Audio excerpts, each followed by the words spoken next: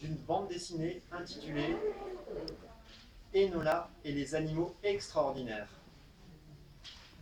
Cette histoire a été écrite par Joris Champlain et dessinée par Lucille Thibaudier. Vous allez regarder Claire Signé et écouter les voix d'Amandine, de Nicolas et d'Antoine.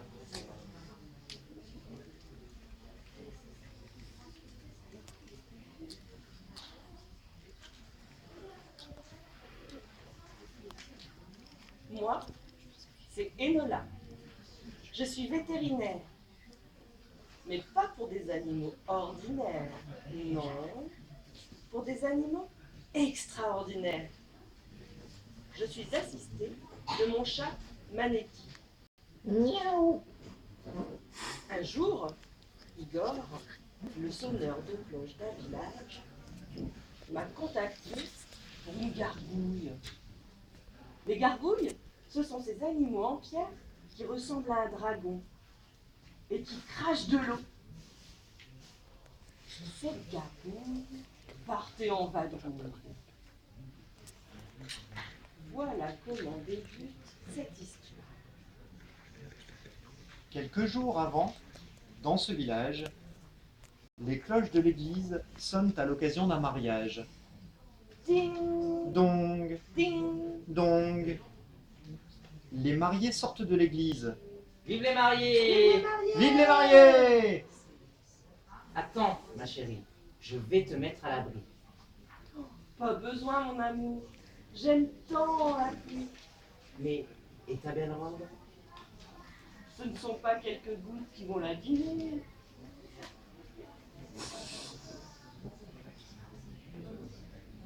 Peu après, en haut de l'église, le curé du village et le tailleur de pierre s'interrogent. Depuis que vous l'avez installé, toutes les nuits, c'est la même chose. Cette gargouille se tourne sur son socle. Je suis désolé. Que t'arrive-t-il, mon garçon? Tous les soirs, je te redresse et tous les matins, tu as bougé. La vue ne te plaît pas? Voilà, le mal est réparé. Mais jusqu'à quand? Ça ne peut plus durer. Que voulez-vous dire? Si cette gargouille se déplace encore et arrose les visiteurs, nous devrons la détruire. C'est là que moi, Enola, j'interviens. J'arrive par hélicoléoptère sur le toit de l'église où m'attend Igor, le sonneur de cloche. Alors, Igor, où est notre ami en détresse? C'est par ici. L'artiste qui a sculpté la gargouille a installé une nacelle pour vous. Oh, c'est bien gentil. Et Nola commence sa consultation. Allez, mon grand, raconte-moi tous tes secrets. Pas de température, rien d'anormal ici. La truffe est fraîche. Écoutons ça plus attentivement. Oh.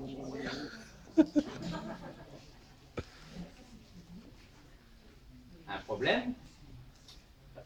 J'entends comme des gargouillis. C'est une gargouille. C'est normal. Oui, mais il ne devrait faire du bruit que quand l'eau s'écoule. Or, il n'y a pas d'eau. Quel est le verdict? En principe, un ventre, gargouille, par faim ou par peur. La peur? Il se déplacerait à cause du vertige? Peut-être. Installons-le près du sol, ailleurs, dans le village, pour voir. Le tailleur de pierre nous aidera sans doute. Effectivement, un peu plus tard. Vous voulez le déloger? Quelle drôle d'idée! S'interroge le tailleur de pierre. C'est un test. C'est peut-être pour ne pas regarder dans le vide qu'il se tourne sur son socle. J'ai une solution pour notre ami. Le maire m'a demandé de réhabiliter la fontaine du village. Il continuera à transporter de l'eau. Il ne sera pas perdu. Sur la place de la fontaine du village, le tailleur de pierre se réjouit. Les raccords sont faits, il est en parfait état de marche. Je l'ai tourné vers l'église pour qu'il puisse continuer à la contempler. Laissons-le se reposer. Et espérons qu'il ne se déplacera plus. Le lendemain matin, la gargouille a encore bougé. Une foule en colère s'est rassemblée autour de la fontaine du village. Ça ne peut plus durer. Cette statue n'en fait qu'à sa tête. Il a inondé le pavé de la place. Et ma mamie a glissé. Il a humilié ma femme le jour de notre mariage. Calmez-vous, s'il vous plaît. Pour la fontaine, c'est de ma faute. Je vous prie de m'excuser. Ramenons-le à l'église et reprenons depuis le début. Pour qu'il nous arrose encore la tête? Non, merci. Le tailleur de pierre demande. Il va falloir que je le remonte. Encore? Je suis navrée. J'aurais dû mieux le diagnostiquer. Qu'allez-vous faire maintenant? Trouver un plan de la ville. Quand il était sur le toit de l'église, Monsieur Gargouille regardait dans cette direction. Et ce matin, il regardait par là. Igor, savez-vous ce qu'est ce bâtiment à ce croisement? Bien sûr, c'est l'atelier du tailleur qui a réalisé la statue. Ah, intéressant. Très intéressant. Vous avez une idée de ce qui se passe? C'est possible. Je mènerai ma petite enquête cette nuit. Nous allons devoir veiller tard. Vous jouez aux cartes, Igor? Un peu plus tard, dans la nuit, Igor, Enola et Maleki sont dans le clocher de l'église quand la gargouille se réveille. Debout tout le monde. La gargouille s'anime. Il va s'envoler. Miaou! Vite, Maleki. Mais je ne sais pas voler, moi. Comment on va descendre? Prenons la nacelle. J'espère que j'ai bien 9 vies. En avant. Dépêche-toi. Nous allons le perdre. Je ne sens pas bien, moi. Il est là. Par ici. Vite. Il retourne peut-être à la fontaine. Tu le vois? Non. Où est-il passé? Oh, avec un peu de chance. Ne me parle pas de chance, s'il te plaît. Non. Ici non plus. Ah, c'est ici. Mais, Enola, tu rentres chez les gens la nuit maintenant? Oh, c'est juste une promenade dans le jardin. N'empêche que c'est interdit. Ah, je sais. Maintenant, silence. Et ouvre l'œil. Il ne devrait pas être loin. Ah! C'était la gargouille. Vite! Là! Regarde! Comme il a l'air triste. Et son ventre fait un sacré bruit. Oh, il repart déjà. Et que regardait-il d'après toi? C'est ce que nous allons découvrir. L'atelier est ouvert. Waouh! Quel grand artiste! Moi, je trouve ça lugubre. Oh là! Regarde! Oh! Voilà donc la cause de ces étranges gargouilles. Au petit matin, le curé se fait à nouveau arroser par la gargouille. Je suis désolé, mais cette maudite gargouille ne peut plus rester là. Je comprends. Au revoir, mon garçon. Arrivent Enola et Igor qui crient. Arrêtez!